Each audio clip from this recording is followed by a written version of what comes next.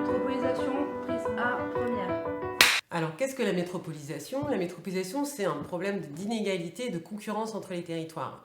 Pourquoi? Parce qu'une métropole comme celle de Rennes aspire des entreprises, des actifs, des commerces, au détriment des territoires ruraux, comme celui du Pays de Redon par exemple, qui voient leurs jeunes, leurs actifs, leurs commerces de proximité ou leurs services publics partir de ces villes-là.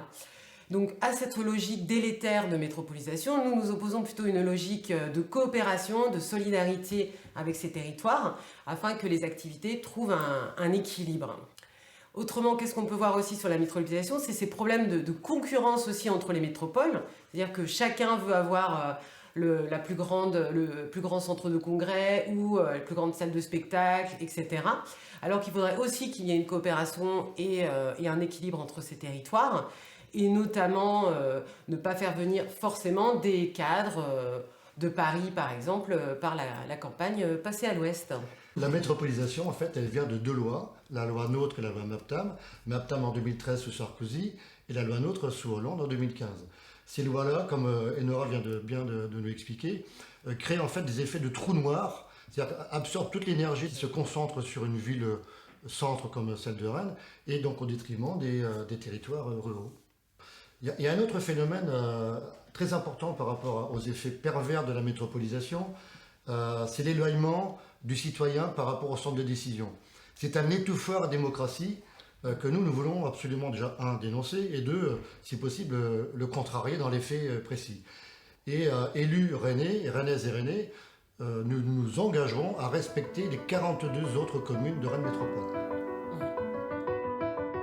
PLUI, première. Le plan local d'urbanisme intercommunal qui a été voté en décembre 2019 sans notre voix à nous, permet effectivement l'aménagement de toute la métropole rennaise pour plusieurs années. Ce PLUI pose vraiment plusieurs problèmes.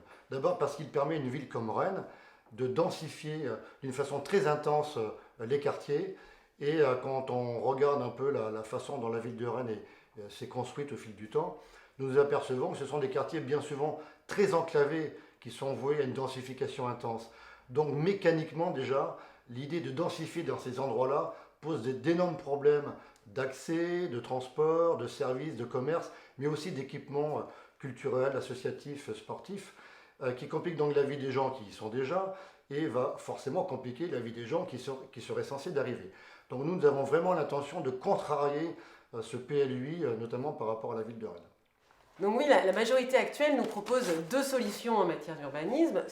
C'est-à-dire soit on construit à l'horizontale, et donc on grignote des terres agricoles et naturelles. Dans le PLUI, il y a donc une projection d'urbaniser plus de 2000 hectares de terres agricoles, ce qui correspond à 2700 terrains de foot. C'est énorme.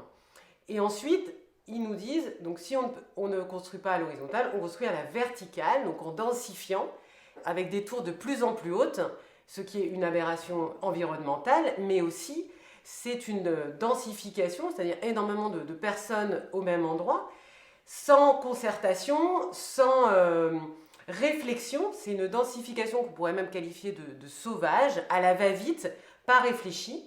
Par exemple, certains quartiers voient l'arrivée de nouveaux habitants, mais sans avoir prévu les infrastructures nécessaires.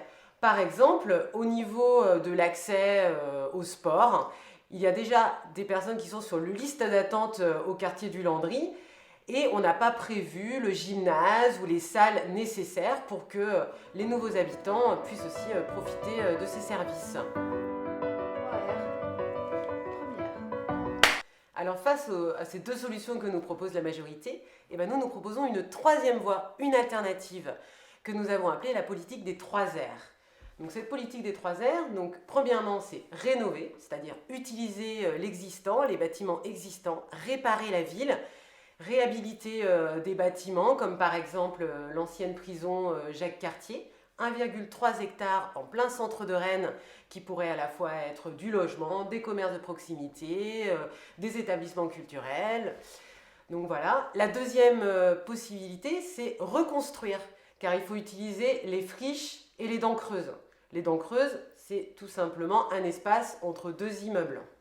Et enfin, réquisitionner seulement en cas d'urgence, car énormément de personnes sont à la rue, donc il nous faudra l'aval de la préfecture, bien entendu, mais ce sera très important pour que tout le monde ait un toit.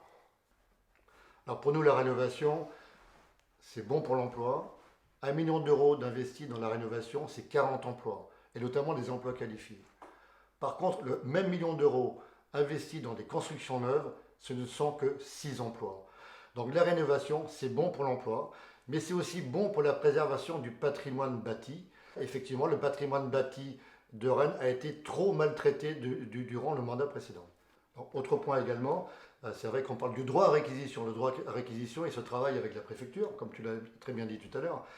Et parce qu'effectivement, ça peut être motivé, et à Rennes, ça peut l'être réellement motivé par les situations d'urgence. Il y a des gens qui dorment à la rue à Rennes. Et cette situation-là permet d'activer le droit à réquisition. Nous serons impitoyables avec la préfecture sur ce point-là. Face aux citoyens et aux citoyennes. L'urbanisme façonne la ville.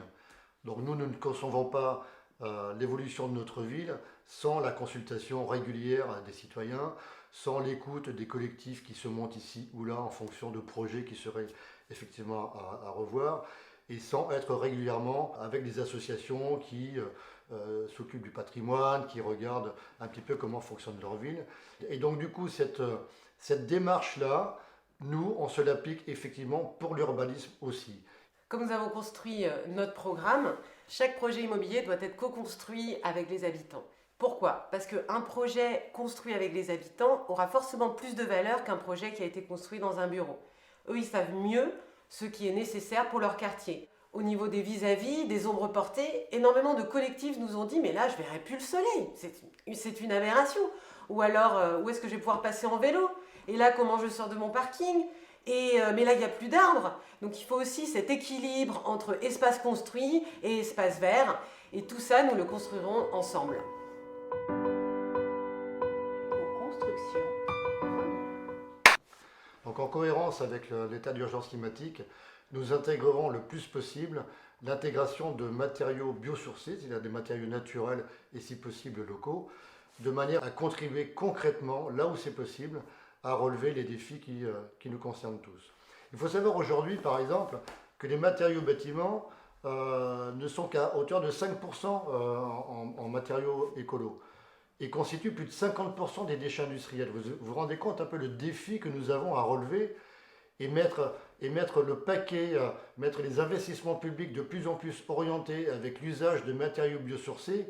Ce défi-là, franchement, nous voulons le relever. Il est temps que la collectivité, que ce soit Rennes ou Rennes Métropole, prenne en compte et valorise vraiment l'éco-construction. C'est déjà le cas de communes sur l'île-et-Vilaine, comme par exemple Plélan-le-Grand, qui a fait une crèche, un pôle d'enfance, mais aussi un collège à Bréal-sous-Montfort et à Langouette également, des lotissements en éco-construction. Mais ici, sous le mandat précédent, aucun bâtiment public n'a été construit en matériaux biosourcés à Rennes.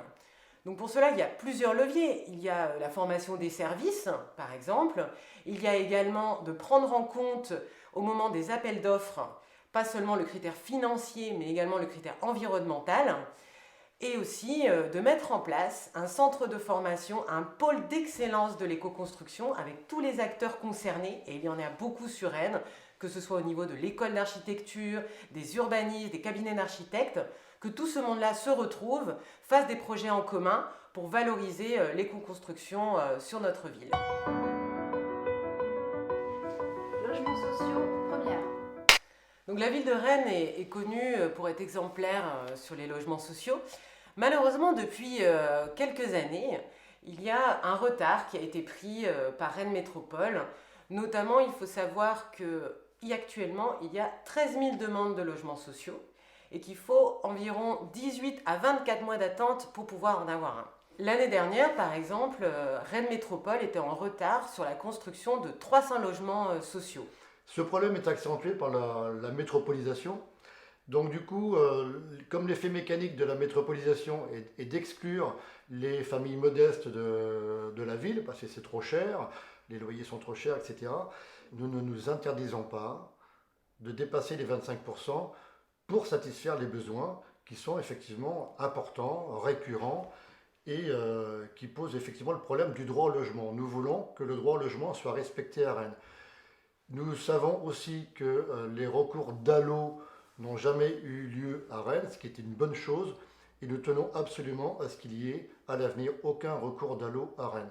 Donc ça veut dire que nous ferons tout pour qu'il y ait des solutions de logement pour toutes les demandes. Maintenant, pour construire, nous sommes confrontés à un problème de financement.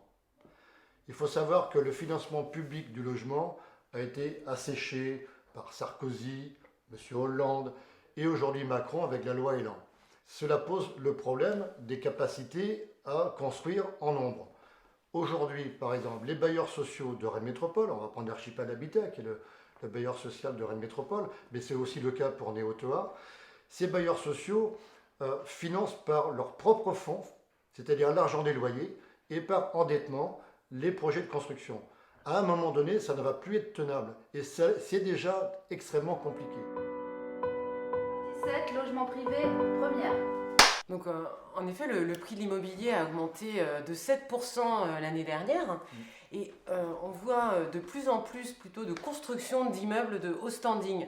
Par exemple, sur le mile François Mitterrand, Inside, à mon avis, tout le monde ne pourra pas s'acheter ses appartements à cet endroit-là. Donc c'est important de pouvoir contrôler le foncier au niveau d'une ville pour que tout le monde puisse aussi continuer à vivre à Rennes, que ça reste une ville accessible à toutes et à tous. Alors il y a plusieurs actions. Par exemple, nous sommes convaincus que Rennes doit être déclarée zone tendue. Zone tendue, ça ouvre la possibilité notamment d'encadrer les loyers, mais aussi d'autres dispositifs. Une autre action effectivement à poursuivre, c'est la rénovation du centre-ville ancien de Rennes, qui est lancée depuis beaucoup d'années, qui mérite d'être poursuivie. Et nous nous attacherons effectivement à regarder plus précisément dans quel type d'usage et de niveau de loyer les propriétaires remettent sur le marché les logements qui auront bénéficié de fonds publics.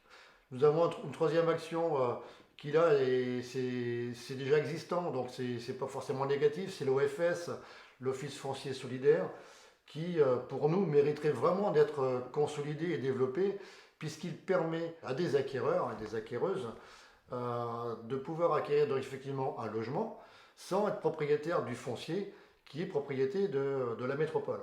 Et donc du coup, ces personnes-là peuvent donc acquérir un bien sans subir les effets dévastateurs de la spéculation foncière. Voilà quelques mesures que nous pouvons mettre là vraiment en avant et assurément.